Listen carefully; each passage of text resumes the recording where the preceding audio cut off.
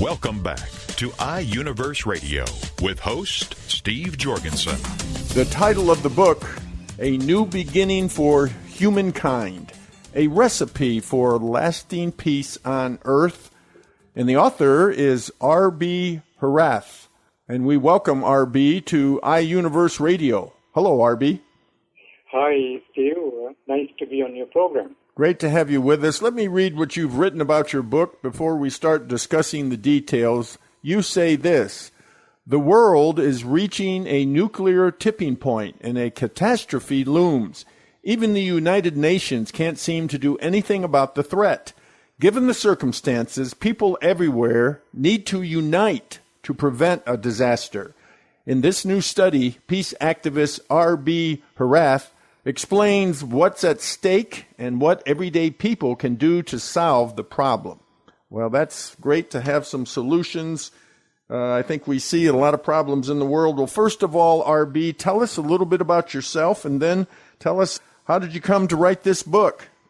I see this book as an end product of my lifelong search for a way for humans to coexist without major conflicts and wars. Maybe I need to explain this, then you can understand me too.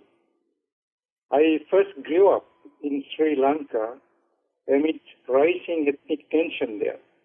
Even as a young person, I understood that this situation was created by the ethnocentric identity politics in the country.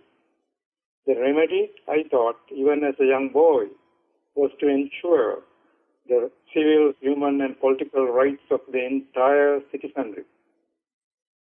Then, Steve, as a young adult and a student leader, I began to fight for these rights in my high school and university days. And some years later, when the country was finally threatened with a separatist war, I founded and led the new political party in the country, providing a political platform for change to genuine democracy with equal rights and freedoms for all Sri Lankans.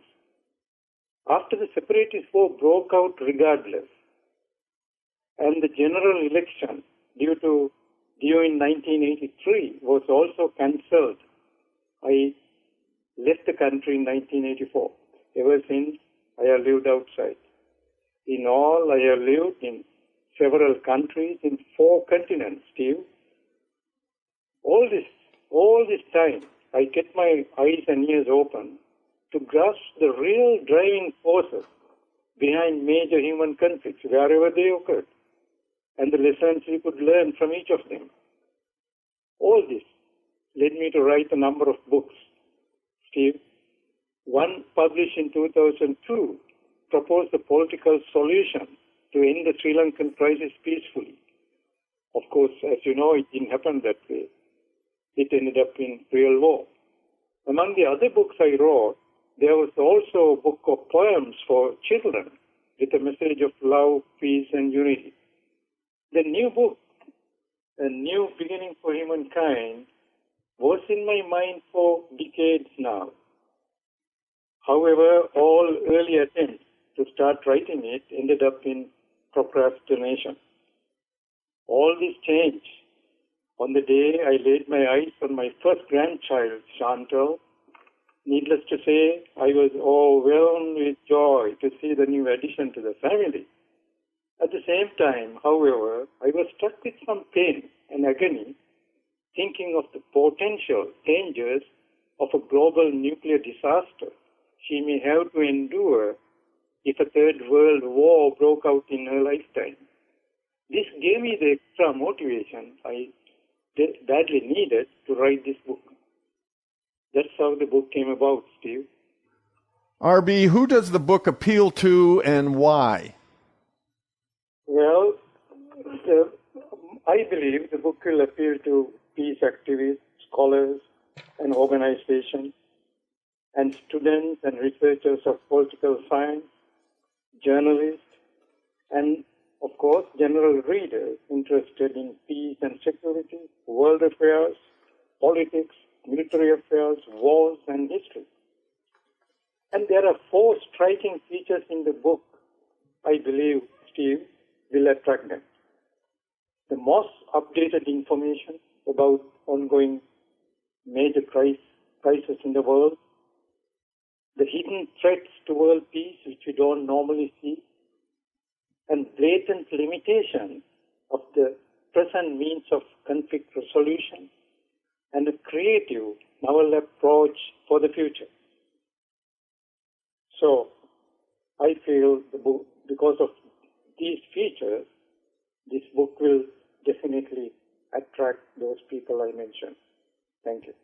Why do you think that the world is gearing up for World War III and that it could end up in a nuclear holocaust? Well, it is a very good question that brings me to the heart of my main analysis in this book, Steve. In my research for this book, I found that some of the ongoing major conflicts in the world indeed have the dire potential to deteriorate into a global fiasco, given the right conditions. The conflicts of most concern to me were the ones between Israelis and Palestinians, Israel and Iran, India and Pakistan, and between North Korea and its adversarial neighbors. And Steve, I also found that the changing world dynamics over the coming years and decades are not going to help us. On the contrary, they would only worsen the situation. And sadly, I see the world getting back to a multipolar regime as in the 19th century in Europe that finally led to the dark periods of massacres and wars, culminating in World War I and World War II. So, because of all these reasons, I believe the chances for some of the existing conflicts, or even a new one, to deteriorate into a worldwide fiasco are real. The main thinking behind such arguments that nuclear weapons will never be used appears to rest on the assured mutual destruction inevitable in such confrontations. And no doubt, it does install some sense of restraint. However, I don't see that as total restraint. I say that due to many reasons. And first thing, of course, that comes to anybody's mind would be the people who engaged in World War I and World War II never used such constraint or restraint. And then there are also now new concerns that even nuclear weapons could get into the hands of suicide attackers of global reach. At the same time, international wars could be triggered by a human error or an intelligence failure. And now we know that for sure, much better. Now, 2003 Iraqi war is a good example. After all, more and more nations are attempting to develop nuclear weapons, not because there is assurance that such weapons will never be used. I think we should not fool ourselves to think otherwise. Under any event, Steve, the expert opinion has always been that those who possess nuclear weapons would use them in the next World War. For example, in 1995, in their joint manifesto, Bertrand Russell and Albert Einstein, they too said, I quote, "In view of the fact that in any future world war, nuclear weapons will certainly be employed." I repeat that part. Nuclear weapons will certainly be employed, and that such weapons threaten the continued existence of mankind. End of the quote.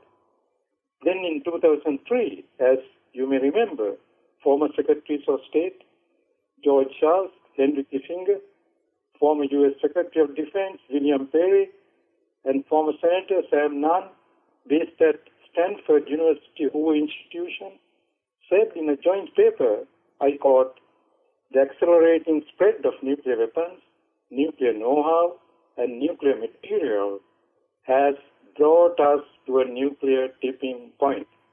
End of the quote. So, of course, because of these reasons only, I believe that we are heading the next world war, and it would be fought with nuclear weapons. Thank you.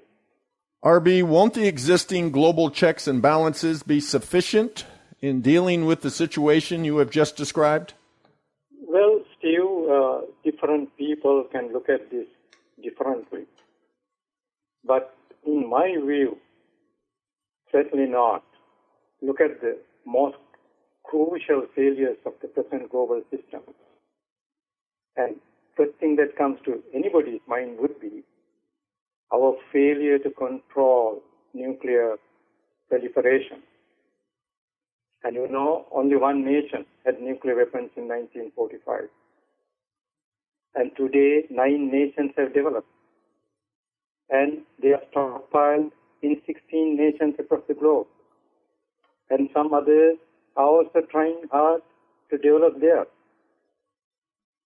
The fact of the matter, or the open secret, is that all these nuclear weapons, all these stockpiles on the surface of the green planet are more than enough to turn the entire human species into ashes within seconds. See that all? You can see the present system has even failed to get all nations to comply with the global resolutions passed by the United Nations. Notably, the most powerful nations are among the main culprits. Also, it has failed to prevent many massacres, such as genocides in Rwanda and Darfur, Srebrenica massacre, and so on. And of course, it has even failed to control unilateral global action by powerful nations. 2003 invasion, U.S. invasion of Iraq, 2008 Russian war in Georgia are 2 good examples. And the fact of the matter is, we have to accept the fact that the world community as such has no control over such situations. That is not all. It has also failed to bring lasting solutions to many all conflicts that are lingering and are posing significant threats to world peace, as the ones I mentioned before. The list of failures indeed continues, and it's a long list. The frightening thing in all this is there is no cohesive plan or program to reverse this trend. As a result, I can see a future of worsening conflicts, continuing growth and distribution of nuclear weapons, and further build-up of world tension, all preparing the world to explode at an appropriate time. We have about 3 minutes left, RB. What does your book offer in this situation? Now, first, Steve, we critically examines and assesses the risk levels associated with ongoing conflicts. Then it describes a creative 5-fold strategy to prevent the global calamity lying in wait. This strategy primarily aims at reducing global tension and further strengthening of global checks and balances. That is not all. It also lays out a novel, revolutionary approach to lasting peace, with a new beginning for humankind and a steadfast process for its implementation. After all, avoiding wars at the worst of times is certainly not peace. This particular steadfast process will end human traits, habits that promote war and develop those that promote peace. In my analysis, I found there are the 4 worst enemies behind all these ongoing conflicts: greed for scarce resources, social and political vendettas, despotic rule, and identity politics. And what we have to promote is caring and sharing, giving and forgiving and forgetting, accountability or responsibility, and treating the well-being and happiness of every other human just as one's own, irrespective of race, ethnicity, tribe, religion, language, culture, and so on. It's a mind development process, Steve, that will have the ripple effect once you start it. Psychology says that happens in such processes always. It is based on proven processes in other areas of human endeavor, like the modern environmental movement is one of them. Of course, the book explains a few other examples. Every able human can play an important role in this. In an individual capacity or as a member of a group, say family, schoolmates, classmates, workmates, community, nation, and so on. It is a process, Steve, that can transfer the present world of tension, fear, and uncertainty to one of relief, resilience, and lasting peace. Well, thank you, RB. Thank you for being with us with your book titled A New Beginning for Humankind. Tell us how to get your book. Well, by ordering through a local bookstore, by contacting the publisher iUniverse directly, or any other major online retail shop, Amazon.com, BarnesandNoble.com, Google Books, books.google.ca, and chapters.indigo.ca. And also order through my private website, rbherath.com. It's not set up for that right now, but it will be there. And at the end, I must say, Steve, we are talking about this book at a time, at a very good time. It is a time to order this book. It could be a terrific Christmas gift to a family member or a friend interested in seeing the world more peaceful and resilient. Thank you. Thank you, RB, for being with us on iUniverse Radio. Well, thank you for having me on this program.